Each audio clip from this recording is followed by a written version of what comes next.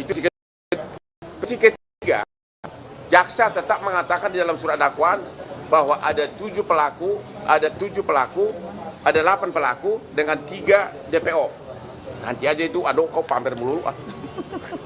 Ya, itu di surat dakwaan ada begitu. Yang keempat, di surat tuntutan pun jaksa mengatakan ada 8 pelaku sama 3 DPO. Ya, itu sudah 4 versi. Versi kelima, di fakta persidangan pun temuan hakim dalam putusannya menyebutkan bahwa 8 pelaku 3 DPO. Bahkan di putusan akhir, dari bagian akhir dari putusan, hakim mengatakan ada 3 DPO. Putusan itu sudah inkrah, sudah final, sudah binding. Artinya apa? Ada 6 versi yang semuanya tiba-tiba kemudian oleh penyidik dikatakan itu semua tidak benar. Yang benar adalah fiktif. Jadi yang mana yang berlaku? Apakah putusan pengadilan yang sudah berkekuatan hukum tetap atau hanya penyidikan dalam kurang lebih 2 minggu oleh penyidik? Ini semua putusannya, ini putusannya ini semua di bagian akhir dari putusan itu jelas-jelas disebutkan ada 3 DPO. Di dalam pertimbangan hukum juga ada 3 DPO. Di dalam surat tuntutan ada 3 DPO. Di dalam surat dakwaan ada 3 DPO. Di dalam BAP ada 3 DPO. Keterangan dari 8 terdakwa pun mengatakan ada 3 DPO. Sekarang hanya dalam waktu 2 minggu dirubah dengan mengatakan itu fiktif. Jadi prinsipnya keluarga korban maupun kuasa hukum menolak pernyataan dari penyidik Polda Jabar yang menyatakan bahwa 2 DPO tersebut adalah fiktif. Terlalu cepat untuk mengatakan itu. Kalau dikatakan belum tertangkap, kita masih bisa maklumi. Tapi kalau disebutkan fiktif itu terlalu cepat. Terus apa artinya putusan pengadilan yang judulnya demi keadilan berdasarkan ketuhanan yang Maha Esa? Sedangkan mengenai Peggy, tadi keluarga mengatakan periksa dulu. Karena apa? Peggy ini ditetapkan sebagai tersangka DPO. Sudah di BAP 6 orang dari terpidana. 5 menyatakan tidak. 5 menyatakan bukan Peggy. Hanya 1 yang menyatakan Peggy. Artinya 5 lawan 1. Jadi mana yang benar? Itulah inti dari konferensi pers hari ini untuk menentukan sikap dari keluarga dan kuasa hukum atas perkembangan kasus Vina Cirebon. Ada yang ditambahkan? Ya, intinya untuk Kepolisian Polda Jabar, kami selaku kuasa hukum jangan terlalu tergesa-gesa menetapkan apa yang seharusnya diperiksa terlebih dahulu. Karena ini kan sudah 8 tahun tidak pernah diproses ya, tidak pernah diselidiki lagi, dan ini baru diselidiki kembali dalam waktu yang singkat sudah bisa menetapkan 1 tersangka, kemudian bisa menetapkan 2 lagi tidak ada. Kami sangat berharap sekali untuk benar-benar diselidiki lagi apakah benar atau tidak pelakunya, ataukah memang ada atau tidak gitu. Jadi kita juga tidak bertanya-tanya gitu sebabnya, alasannya apa. Oke. Itu inti pokoknya. Singkat, kalau ada pertanyaan silakan. Ya. Jadi kalau merespon dari pernyataan keluarga dan teman-teman kuasa hukum, apakah bisa dikatakan sama seperti banyak orang yang juga menilai penangkapan Peggy ini salah tangkap? Apakah itu bisa dikatakan begitu? Atau ada hukum acara pidana yang tampaknya tidak dijalankan oleh kepolisian soal penetapan Peggy sebagai tersangka dan menghilangkan 2 DPO lainnya oleh Polda Jawa Barat? Oke.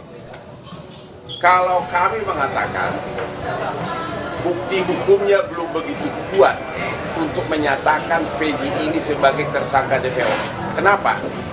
Karena 5 dari terpidana yang sama-sama mengaku melakukan tidak membantah Peggy terlibat.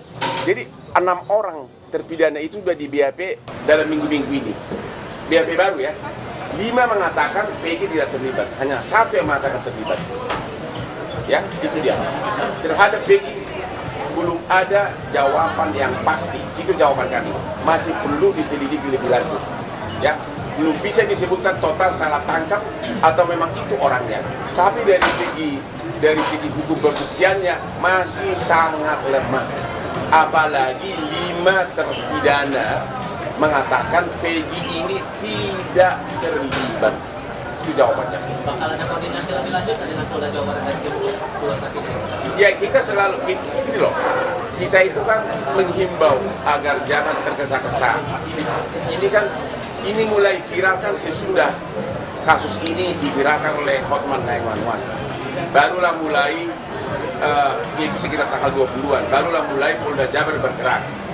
Kok hasil persidangan berbulan-bulan, sudah ada putusan mengatakan bahwa ada 3 DPO, oh tiba-tiba dengan penyidikan kurang dari 2 minggu, tiba-tiba disebutkan itu fiktif gitu loh, yang 2 DPO. Itu yang kita tidak, keluarga maupun kuasa hukum belum bisa terima. Ya, silakan. Berarti harus ada transparansi hukum ya, Bang? Terus. Harus ada transparansi hukum terhadap kasus ini, Pak. Apa? Transparansi hukum. Transparansi. Ya justru itulah transparansi hukum, makanya kan kita bikin konferensi pers ini untuk menentukan sikap keluarga. Ya, harusnya Polda harus menerangkan bahwa 5 dari terpidana itu membantah, tidak mengakui Peggy sebagai pelaku. Ya, dan yang 2 fiktif ini semua berkas-berkas perkara menyatakan mereka ada, cara memerkosanya ada, motornya ada, cara mukulnya diuraikan di sini. Ya, masalahnya dan juga si pelaku ini, si 8 terpidana ini tidak pernah mengalihkan tanggung jawab kepada 3 DPO. Karena kan orang mengatakan mengalihkan tanggung jawab, dia pelakunya bukan aku. Kalau mereka mengatakan kami lakukan perbuatan itu bersama-sama. Jadi ini perbuatan tidak pidana secara bersama-sama. Jadi kelihatan jelas tidak ada motivasi bagi mereka untuk lempar tanggung jawab. Kelihatan jelas dari awal. Sehingga kalaupun misalnya Polda Jabar belum berhasil menemukan 2 pelaku DPO ini, ya jangan dibilang tergesa-gesa fiktif dong. Ya, itu sama saja mau cepat-cepat menutup perkara ini gitu loh. Ya. Belum ada alasan jelas dari Polda Jabar terkait dengan menghapuskan 2 DPO lainnya, Bang. Nggak ada alasan yang jelas ya? Alasannya apa? Nggak ada. Alasannya tidak ada. Jadi namanya itu tidak diakui oleh para terpidana lainnya juga. Asal-asal sebut aja katanya. Asal sebut aja. Betul. Jadi sekali lagi atas 2 fiktif ini sudah banyak versi yang menyatakan. BAP pertama 2016 menyatakan ada 3 DPO. Surat dakwaan jaksa mengatakan ada 3 DPO. Surat tuntutan jaksa mengatakan ada 3 DPO. Temuan persidangan, perdebatan di sidang juga mengatakan ada 3 pelaku ini. Putusan juga mengatakan begitu. Putusan yang sudah final. Jadi yang mana yang berlaku, putusan pengadilan atau pernyataan lisan dari penyidik? Makanya kita mengatakan itu pernyataan yang menyatakan itu fiktif terlalu tergesa-gesa. Bilang aja belum berhasil menangkap, itu kita lebih bisa terima. Kalau disebutkan polisi belum berhasil menangkap karena sudah kelamaan, ya bisa kita terima. Tapi kalau dibilang fiktif, kita tidak bisa terima. Itu pernyataan dari keluarga. Kalau untuk keluarganya, Bang, kemarin kan mengatakan bahwa akan melaporkan, minta bantuan kepada Presiden Joko Widodo untuk membongkar hubungan kasus Mila ini.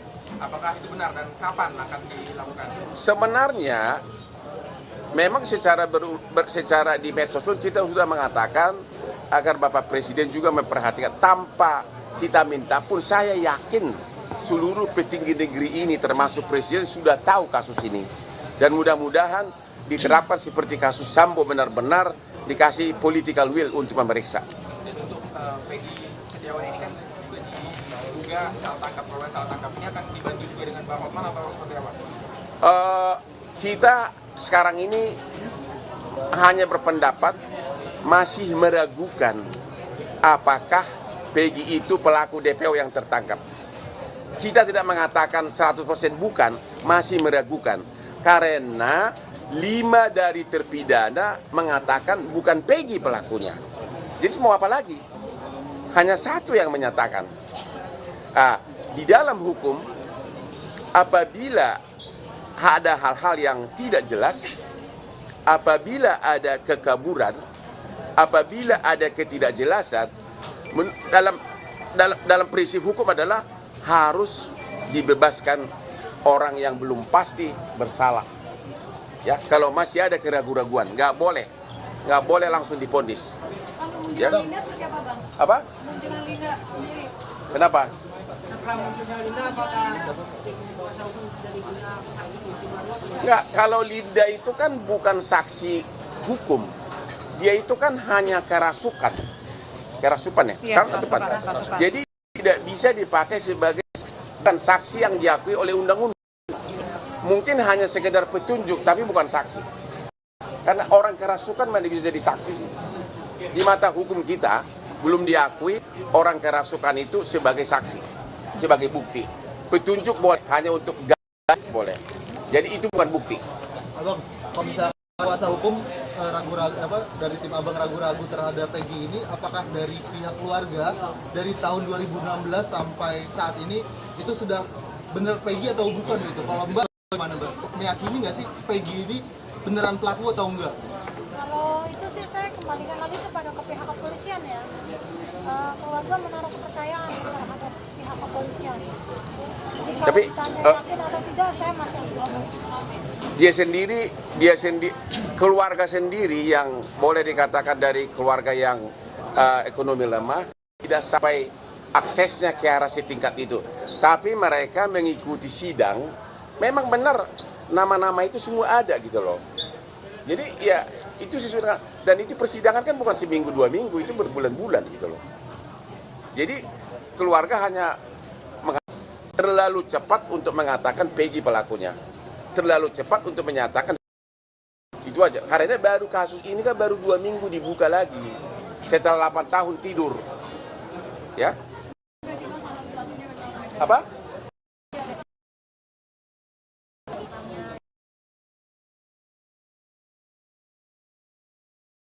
Medsos begitu, tapi kita nggak bisa komentar apapun. Di medsos begitu, tapi kita nggak bisa komentar apapun. Ini maksudnya 5 dari terpidana itu menyatakan bukan itu pelakunya. Dikit. Orang tuh memang Peggy tidak terlibat, maksudnya penjelasan seperti apa? Waktu itu apa? Saja, Pak. Pelakunya atau bukan? Yang mana? Jadi gini, saudara, Yang 5. untuk diam dulu. Untuk sesudah penyidik, sesudah lagi 6 terpidana di BAP lagi oleh Polda. Ya. 5 lawan 1 suara. 5 suara itu kan kau yang berhubungan dengan Polda. 5 kata itu pelakunya atau bukan itu Peggy? Apa jawabannya? Bukan pelakunya. Bukan pelakunya. Ya. Peggy bukan pelaku, kata 5 terpidana. 1 mengatakan iya, jadi 5 lawan 1. Sementara yang fiktif mengatakan apa? Yang fiktif itu asal sebut aja. Mereka mengatakan asal sebutkan aja dulu. Tapi di BAP semuanya jelas. Motornya apa, siapa bonceng siapa, cara merkosanya apa, diuraikan, dan itu berbulan. Ini benar-benar intinya terlalu prematur. Penyidik Polda Jabar mengatakan itu adalah fiktif. 5 terpidana itu siapa-siapa aja yang bilang kalau dia bukan? Nama kita nggak boleh sebutkan, ya, tapi ada satu yang mengatakan iya. Izin Bang, dari respon kemarin ada satu yang menarik bahwa motor yang digunakan oleh Peggy Setiawan itu sampai sekarang belum ditemukan. Jadi polisi hanya berdasarkan foto dan surat-surat kendaraan yang dimiliki oleh Peggy. Nah, tanggapan Bang Hotman gimana Bang? Kau yang jawab. Bukti sepeda motor Ya. Itu dari siapa statementnya? Polisi Bang. Ya kalau yang kami ketahui saat itu sepeda motornya sudah disita. 2016. Tahun 2016. Sudah disita. Katanya 2016 motornya sudah disita, tapi nggak tahu di mana sekarang. Iya. Barang bukti sudah nggak ada. Kan barang bukti nggak mungkin udah disita berapa tahun? 7 tahun ya. Jadi intinya begini. Dan ibunya ngakuin juga. Apa? Kalau ada motor Peggy disita dan waktu itu digeledah di rumah saat itu di 2016. Ya. Dan motornya diambil dibawa polisi. Kan sudah diakuin sama ibunya Peggy. Tapi motornya itu sudah nggak ada sekarang. Ya. Iya. Makanya saya bilang dalam prinsip hukum, kalau ada keraguan-raguan, maka seseorang tidak bisa dipidana. Kalau buktinya tidak lengkap, maka belum bisa ditangkap siapa pelakunya DPO ini, termasuk terhadap Peggy. Demikian juga, kalau belum pasti fiktif, jangan bilang fiktif, kan belum pasti. Sementara putusan pengadilan, judulnya demi keadilan berdasarkan ketuhanan yang Maha Esa, mengatakan ada 3 pelakunya yang DPO, bukan fiktif. Bang, karena ada keraguan-raguan tadi, ditambah juga dengan masih ada pertanyaan juga di publik soal proses hukum ini, terutama penetapan Peggy sebagai tersangka. Dari pihak keluarga Vina, apakah akan ada upaya untuk bertanya, berkoordinasi ke Propam Polda Jabar untuk mengusut proses penyelidikan lagi kasus ini? Justru konferensi pers ini kami lakukan agar semua pihak aparat institusi terkait melaksanakan kewenangan masing-masing, termasuk Propam, termasuk Bapak Presiden. Ya, karena dengan konferensi pers begini berarti kan viral, semua orang mendengarkan tanpa harus satu-satu dihadap. Karena ini adalah tanggung jawab dan tugas mereka. Gitu loh. Kalau misalkan memang terbukti Peggy ini merupakan korban salah tangkap, ini hukumannya seperti apa? Ya kita belum bisa ngomong, nanti kan persidangan membuktikan. Cuma keluarga sendiri dan dari segi proses pembuktian pun masih sangat meragukan gitu loh. Ya, karena motornya sudah nggak ada. 5 pelaku terpidana mengatakan bukan dia pelakunya. Jangan dingin ya, jangan dingin. Gitu loh. Ya kita tunggu aja persidangan nanti.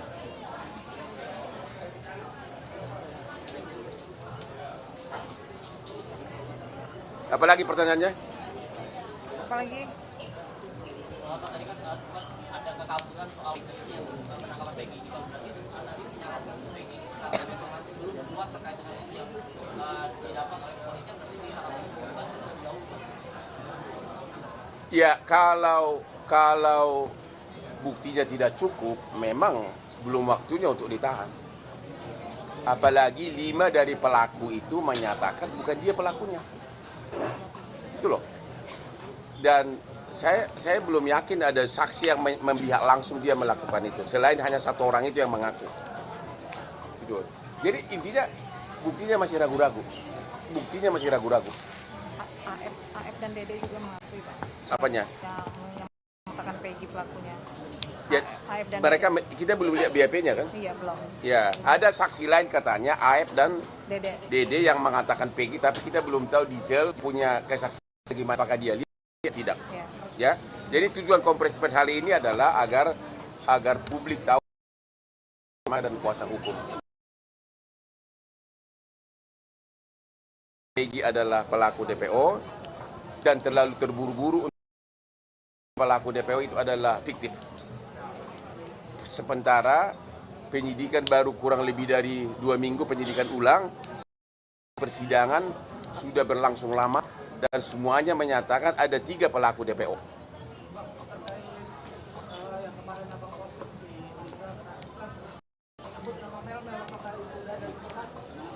Coba kau yang ngomong. Yang dengar kemarin si Linda datang ke Jakarta karena memang dia mau diperiksa kan. Dulu dengan tim kuasa hukum ketemu apartemen dia tanggal berapa? Hari Sabtu. Tanggal berapa itu? Itu kurang lebih tanggal 19 sana. Hah? Tanggal 19 atau tanggal 20? 25. Kok bisa kerasukan lagi? Itu saya. Ada di Instagram saya tuh saya posting. Nah, 25 Mei.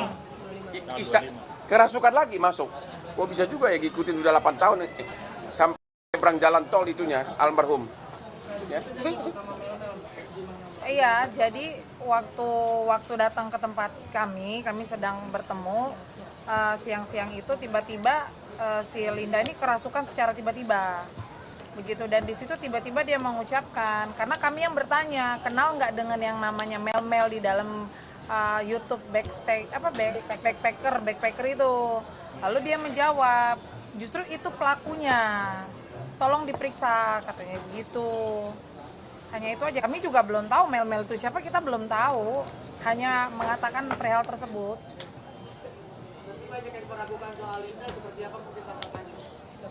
Kalau meragukan ya sah-sah saja kan. Itu kan kita hadirkan karena memang Linda saat itu yang kerasukan dan dia dimintain keterangan Jadi sah-sah aja kalau orang tidak percaya, silahkan aja. Intinya Linda sudah kooperatif untuk memberikan keterangan.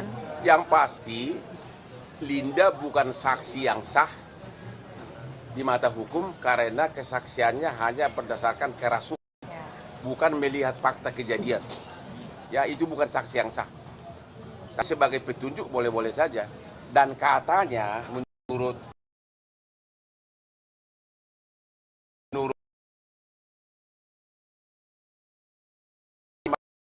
meninggal karena Linda justru itu adalah petunjuk polisi ubah dari kecelakaan menjadi penganiayaan gara-gara celotehan dari si Linda di waktu kerasukan. Jadi biar gimana pun ada jasanya juga kerasukannya itu. Iya dong, benar kan? Ya, benar. Karena benar nggak? Coba ceritakan dulu. Kenapa tiba-tiba semula kan di awalnya kasus ini dianggap sebagai kecelakaan? Coba ceritakan dulu. Kenapa? Terus berubah lagi coba. Awalnya kecelakaan. Terus 3 hari saya ngambil HP adik saya itu ya HP sama motor itu posisi utuh. Terus HP sama motor utuh tidak rusak. Enggak. Kecelakaan motor nggak rusak gitu kan? Terus? Malamnya Linda kemasukan jam 1 malam itu. Jam 1 malam terus dia cerita semuanya. Cerita kronologinya, kecelakaannya seperti apa, penyiksaannya, itu cerita semua. Jadi itu kau kemudian sampaikan ke polisi? Ke Parudiana. Bapaknya Eki. Oh, bapaknya Eki. Ya baru kemudian sejak itulah langsung mulai penyelidikan digas. Jadi biar gimana pun kerasukan dari Linda itu adalah sangat berjasa dalam kasus ini, ya. Yang saya agak sedikit pertanyakan besar-besaran adalah saya sudah berulang-ulang posting di IG kepada bapaknya Eki, bapaknya Eki yang almarhum yang laki yang meninggal, yang bapaknya adalah Kapolsek. Boleh nggak kami komunikasi dengan Pak Rudi agar kita, karena bapaknya dari awal ikut menyelidiki kasus ini, tapi sampai hari ini bapaknya tidak mau komunikasi dengan kita. Padahal tujuan kita kan untuk menangkap 3 DPO ini. Ada apa? Hanya Pak Rudi yang bisa jawab. Ini kan kepentingan anaknya kandungnya, bukan kepentingan kami. Ya, almarhum maksudnya. Ya. Ada lagi? Tim kuasa hukum sampai mendatangi atau hanya menghubungi via? Sudah saya posting di Instagram. Sudah dapat nomor IG-nya Pak Rudi, saya udah chat tapi nggak dibalas. Dan namanya juga Instagram Hotman, pasti sampai orang di hutan Irian Barat pun buka. Apakah sudah ada tim kuasa hukum yang mendatangi Pak Rudi? Boro-boro dia nggak mau chat aja nggak mau jawab, bagaimana bisa kita mendatangi? Nomornya kita udah dapat, nomor WA-nya, ya. Dipastikan belum direspon ya Bang ya, bukan tidak mau ya Bang ya?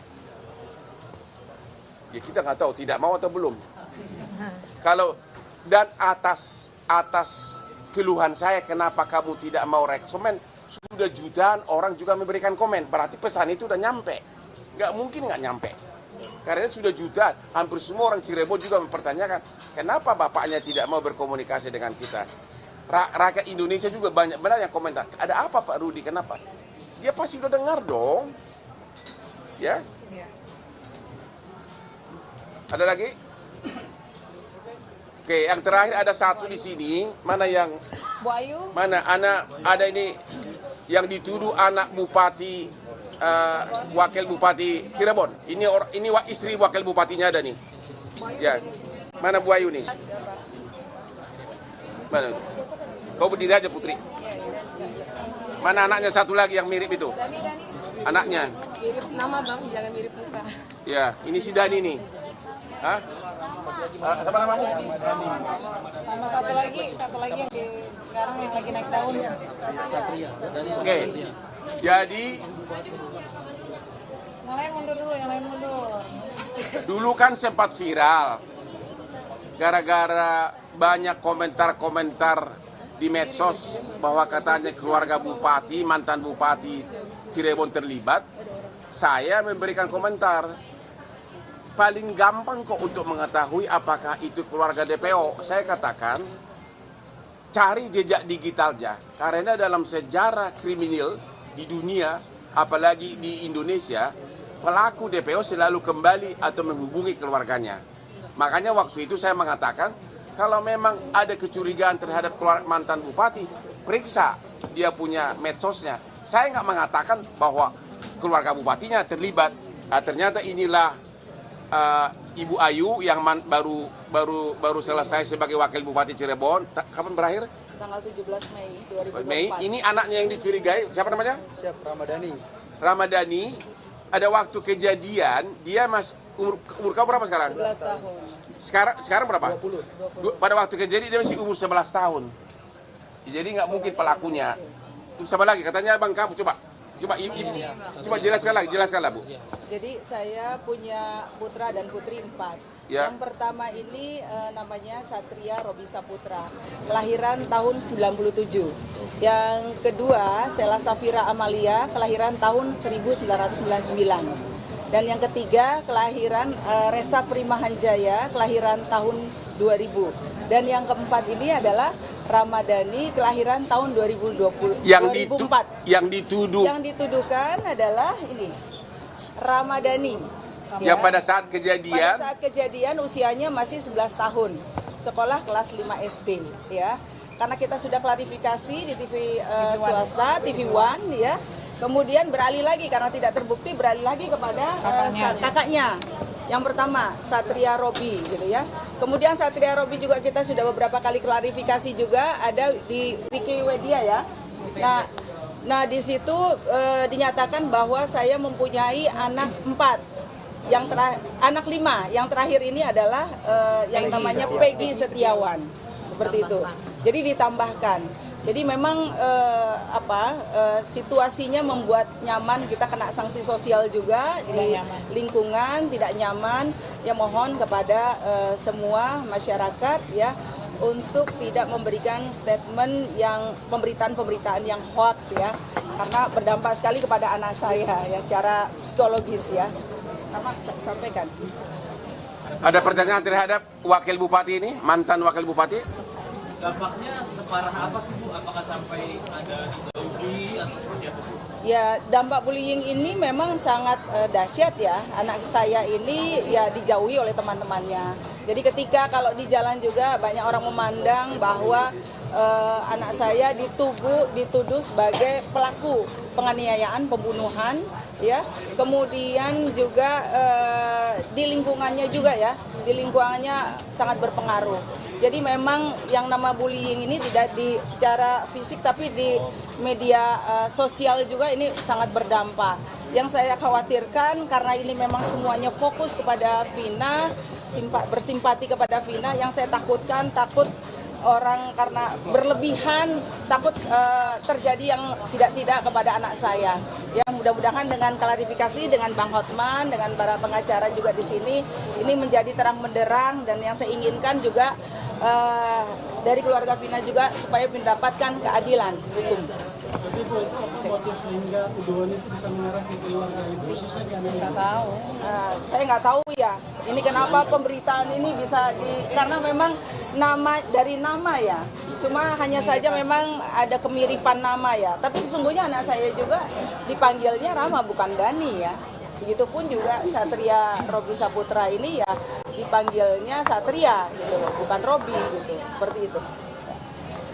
Sebagai tambahan dari keluarga, kami keluarga besar Ibu Wahyu Ciptaningsih benar-benar bersemangat, benar-benar pengen berharap Vina dapat keadilan. Sehingga apa yang terjadi, yang membawa kakaknya Vina hadir di tempat ini itu adalah Ibu Ayu sendiri.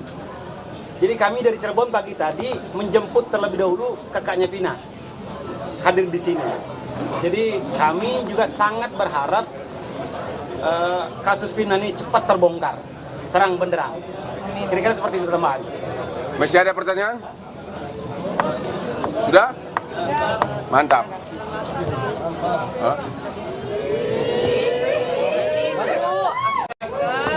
Awas loh, diplesetin lagi nih, bentar lagi nih.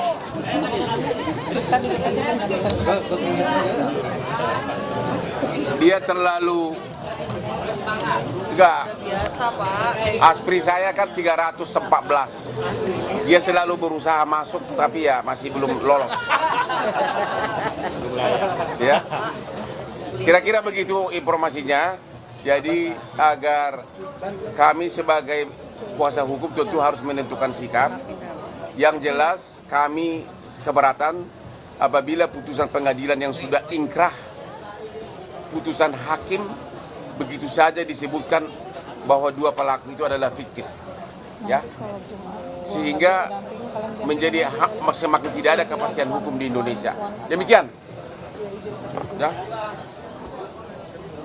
Apalagi udah? Udah. Thank you. Foto dong, tolong fotoin dong. Ya beri foto. Nah, Ini dulu. Mas, tolong minta fotoin dong. Tolong dong.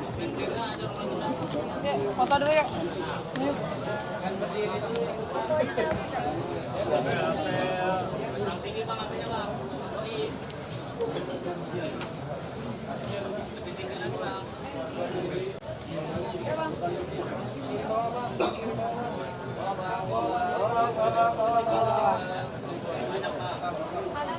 Kanan bang. Dokumennya boleh bang, dokumennya.